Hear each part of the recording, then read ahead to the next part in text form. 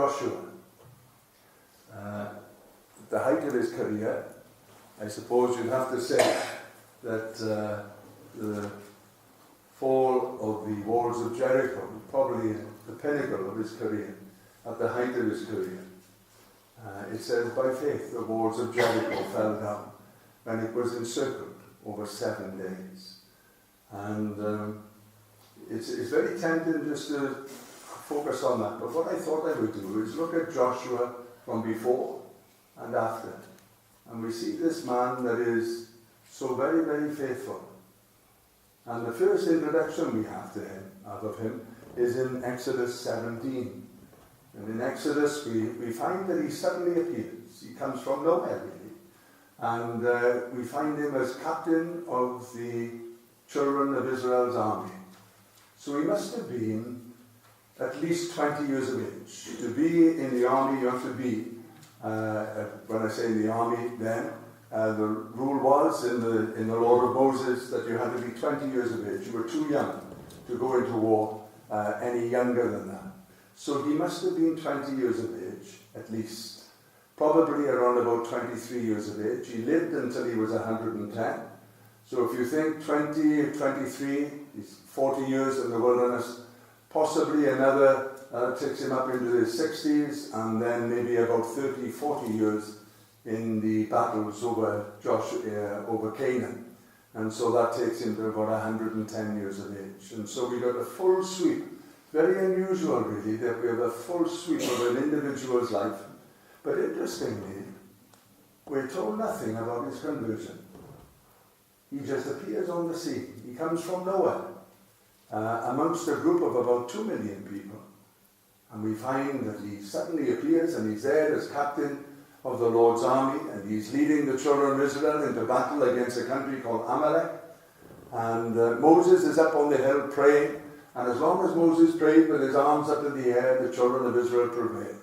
As soon as his arms tired, and Amalek would begin to get control. And so Aaron and Hur, is that the way you say it? Aaron and Hur, we would have the discussion this morning about air. Is it air or air? Air to the throat. So is it Hur or Ur? Aaron and Hur, they make their way up the mountain. And they hold up Moses' arms and they prevail. That's the first time we hear about it. But Curtin is drawn over his conversion. Exactly the same look as Elijah. Came from nowhere. All we find that he suddenly comes upon the scene and, well, wonderful things take place. Similar to a man called Hezekiah. He becomes king, and on the first day of the first month of the first year of him becoming king, he opens the door to the temple. All we know is that he's become a follower of the God of Abraham. He is one who believes in the Lord and is now at a young age in the heat of the battle, in the line of duty. And there we're first introduced to Joshua.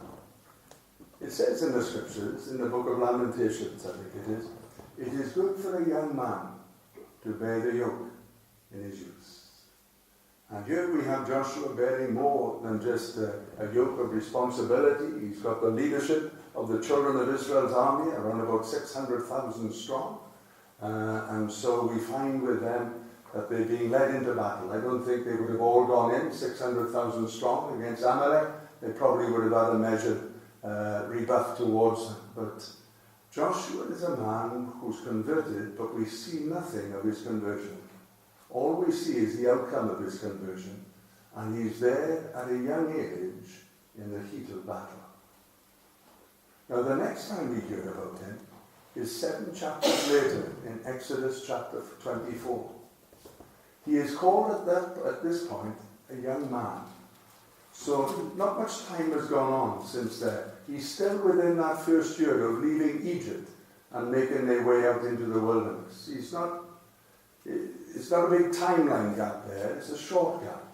By the time you get to the end of the book of Leviticus, a year has gone since they left Egypt. That's what the book of Numbers tells us. A year has passed since the Exodus and since the book of Leviticus. They've been at the foot of Sinai, and now they're moving on in the book of Numbers. But in Exodus 24, his second appearance, and something is brought to our attention, which is quite unusual, really. The rule was that no one was to touch the mountain that God was upon, if even an animal was to touch it. Now the strange thing is where they would have been camped, there is a sheer cliff. So you literally could touch the mountain. Where does Penyrheol Mountain begin? I wouldn't know. But with Sinai, in the area that they would have camped, there's a sheer cliff there, where they would have touched the mountain quite easily. Now the rule was that no one other than Moses was to go up. And Moses had received a call from God in Exodus 24 to go up to higher ground, to leave the valley floor and move up into the mountain, because God wanted to communicate with him, wanted to speak to him. And it says this, that Joshua walked in his footsteps up the mountain. He followed his mentor. Not only had Moses received the call of God, it seems that Joshua must have received the call of God as well, to go up to that higher ground. When we make our decision for the Lord, whether we are young in our teens or whether we are older, there comes a time when the yoke of responsibility is offered to us. I mentioned this morning that when God opens a door, because he's so great, it's normally a great door. Paul says, a great door of opportunity has been opened unto me by the Lord. And opportunities arise from time to time, whether you're young or whether you're older, to bear the yoke of responsibility. Now we can take it or we can refuse it. But the offer is always there to get involved. Then we find with Joshua that there's not just a case of him wanting to go up to the mountain now, to go up to higher ground, to meet with his God. There's something more that's going on there. He is so much like his mentor, like his father figure, Moses. Paul says concerning Timothy, isn't it? Their personality traits and the ways that they would deal with life issues, Paul and Timothy, were so different. But this is what Paul said about Timothy. I have no man like-minded who will naturally care for your state. For all seek their own, not the things of Jesus Christ. And Joshua is walking in the footsteps of Moses up the hill to that higher ground. And all that time Moses is up on the mountain, Joshua is there with him. Whether he was there when the Shekinah came down and where the Lord appeared to Moses, we're not told, because Moses was hid away in the cleft of a rock, wouldn't we? We read of that. But here we find Moses going up and Joshua following up behind him. God calls us to higher ground. God calls us to leave the valley floor and to go up a little higher. That he might communicate with us. That he might speak to us. And the next time we hear of Joshua is in chapter 33. And there's been a great division in the camp, so much so that Moses has felt it important to make a separation. He moves the tent, his tent in actual fact, which was the tent that God dwelt in. That's an unusual statement to make, isn't it? But where Moses lived, God lived. Until the time that the tabernacle was built. Until then, if the Lord ever came down into the camp, he went into the tent of Moses. Fancy having a home like that, where the presence of God is so real. Now there had been a division in the camp, and in Exodus 33, Moses takes his tent outside of the camp, and the sole purpose for this is this, that if anyone wishes to make or wishes to follow the Lord, to meet with him, they had to move outside the camp. They had to leave the camp itself for everyone to see that they were nailing their colours to the mast. It's as simple as that. There are times in our lives when we have to evaluate our lives before God. There are times when we have to stop and consider, is our life or should our life be richer, fuller, deeper, higher, further? Are those things that are so important to God important to us? And so Joshua, he makes his way outside of the camp and he goes into the tent. Now in that tent, this is what we're told happened. The Lord spoke to Moses face to face as a man would speak to his friend. That's a relationship to have, isn't it? Yeah. The Lord said to Abraham one day, Abraham, don't you think I really want to tell you what's going on? And so the Lord spoke to Moses and said, he spoke to him as a man speaks to his friend. And then it says in verse 11 of chapter 33, and then Moses would return to the camp. And then there's a but. But Joshua remained in the tent. He had been converted, we don't know when. He had taken on a yoke of responsibility that was a tremendous responsibility for a young man, and the Lord sustained him and kept him. Sometimes we ask to do things, but you know, the Lord is no man's debtor. He will undertake for you. And so we find with Joshua that he's in the real battle line front, in the heat of the kitchen, so to speak, and there the Lord undertakes for him. But he wants to know more. He has a heart like his mentor Moses, like his father figure, and he wants to go up to higher ground. And so he goes up to the mountain. When he comes down from the mountain, it's almost as if he says, I would like to have some more of that. And so he makes his way to Moses' tent. And there God met with him. He remained in the tent while Moses returned back. Are you hungry? Are you thirsty for the presence of God? Is it something that just speaks within your heart? Oh, if I only knew more. If I only had more. If I could only receive more. So we have this with this brother. Hungry and thirsty, he enters into the tent. One of the other occasions we come across it is in Numbers chapter 14. And in Numbers chapter 14, we see again, he's still a young man, you see. Only a few months have gone down the road since they left. They haven't traveled long from the time they left Sinai to this position in Kadesh Barnea, where they were gathered together and the land was set before them. The intention was that they should go into the land there and then, but to be safe. Remember what I said about the difference between me and Neil? I'll always look for a harbour. I'll always look for a safe place, just to rest up, I don't like being in a situation where, but Neil, he'll push the boat out just a little bit more than me. He'll push into waters that are a little bit more troubled, a little bit more, that demands more. And the children of Israel were in a position like this. There's the land before them. Surely the best thing to do is to send some spies in to spy out the land, to see what it's like. And so they pick up 12. And 12 representatives, one from each tribe, go into the camp, go into the land of Canaan and spy out the land. 10 of them come back with a very negative response. 2 of them come back with a very positive response. The 10 say, what you said to us, Moses, is right. All that you said is true. The land is filled with milk and honey. We saw things there that we've never seen before.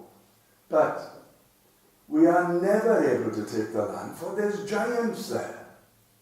And so, Joshua and Caleb get involved. Both of them, young hearts. Their hearts, they're filled with faith, enthusiastic, zealous. And they're there and they get their opportunity. The 10 have given their majority verdict. We'll never take the land. But Joshua, he stands and says, we are more than able to take the land. We're more than able to take the land. when I read this, I watched his faith to see what he does. Because when people ignore you, when you've given what you feel is right, and then the consensus of the majority ignore you, so that your words are almost treated by contempt. And I watched Joshua and I watched Caleb. And their response is a response that shows that they're not dogged by the bitterness of despair. This is what Paul says, isn't he, on one occasion. We were perplexed, but we were not in despair. And so we find with Joshua that a man who spoke with such warmth of heart for this land that was to be taken by them, who spoke with such a largeness of heart, with such faith, with such zeal, with such confidence, his words are crushed in a moment. There are times, isn't it, where you say something sometimes, could be a family situation, could be something, and it's just looked upon with disdain. Absolute disdain. You think, well, you won't catch me like that again, lady, I tell you what now. And all the different things that run round in our mind. You can have friendships, you can have relationships, and you say something and it's looked upon, well. Remember I told you about Les Davis, I told you about my apprenticeship under Les Davis. Les was ex-RAF, he was the instrument mechanic. I always thought it was the poshest job in the whole of the tar plant. He used to walk around with little spectacles, but then he used to wear a monocle as well. And he spoke with a proper RAF voice, like, from Llanelli. There we are. And he spoke with a proper RAF voice.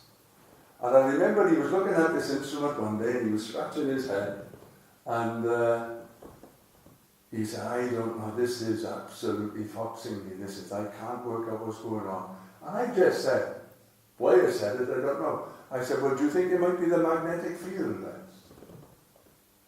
And he just looked at me with that contempt. You know, like Mandarin looks at the chap in Dad's army, you stupid boy. He didn't have to utter a word. His eyes spoke louder than anything else. Utter contempt. Perhaps it's the magnetic field, Les. Took his little monocle off. I never said anything after that. I would just do what he told me to do. Lesson learned. Keep your mouth shut. And so we find with Joshua here. In one sense, he is crushed, but he's not finished. He still believes that land belongs to him and his people. And though there may be doubts and doubters that will say otherwise, he felt within his heart. Now remember, he's still in his early 20s.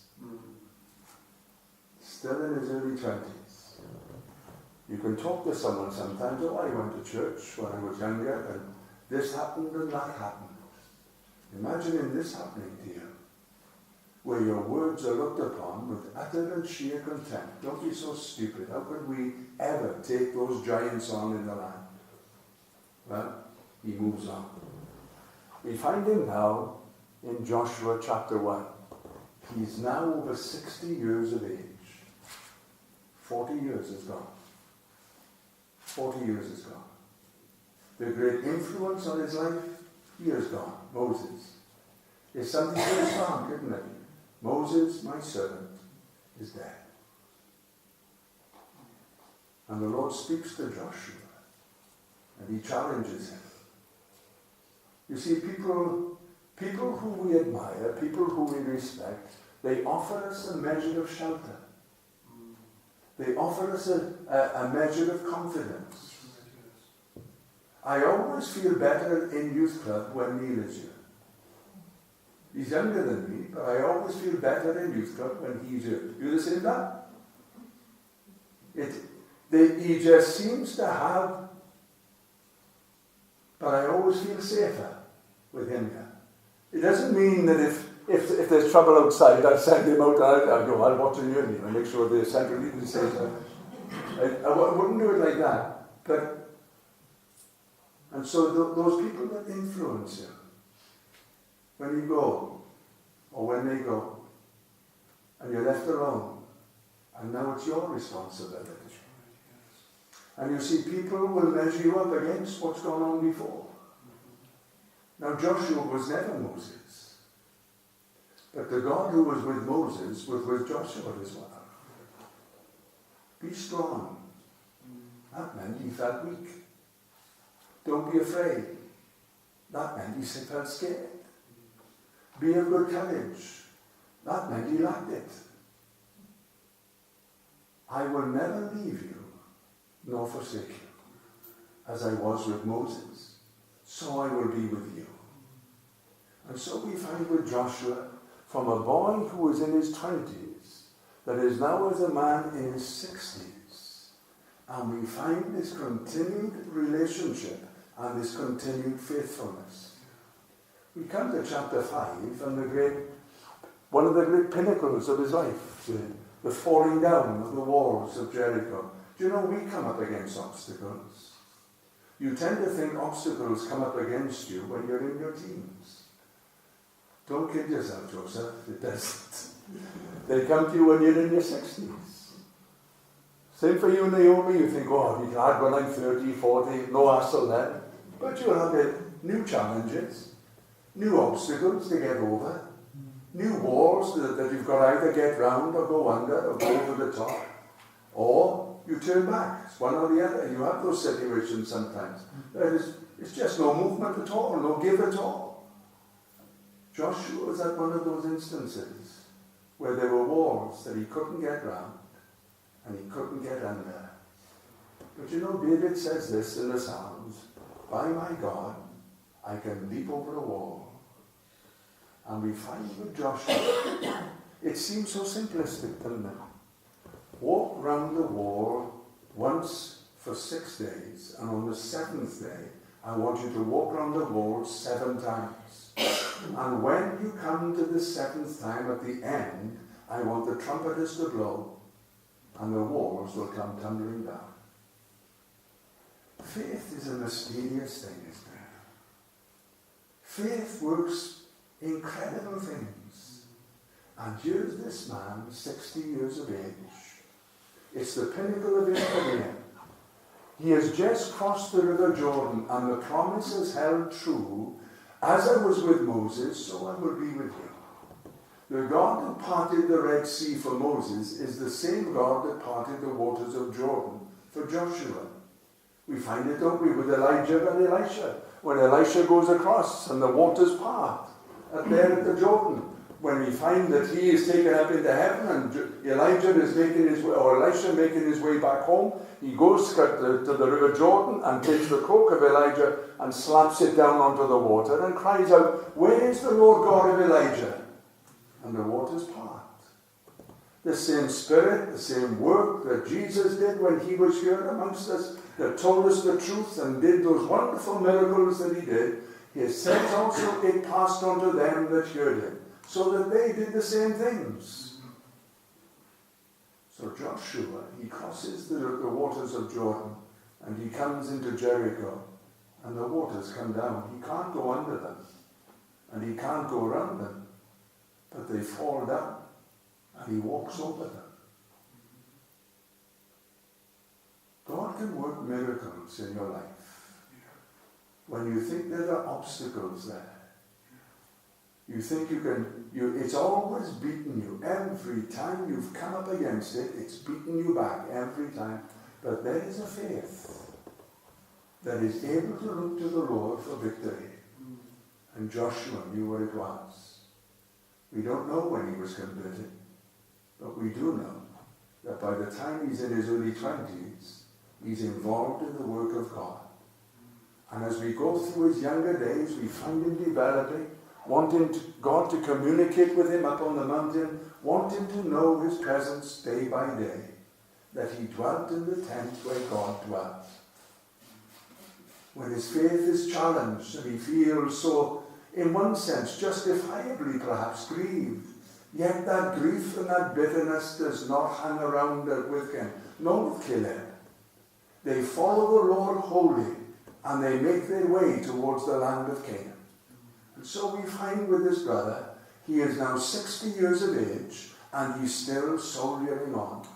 Chapter 24 tells us he's 110 years old. In Exodus 33, he evaluated his life. Am I prepared to go out of the camp? And he made his way out. At 110, he's evaluating his life again. He still feels that there's a work to be done at 110 years of age. Amazingly, he publicly recommits his life to the Lord.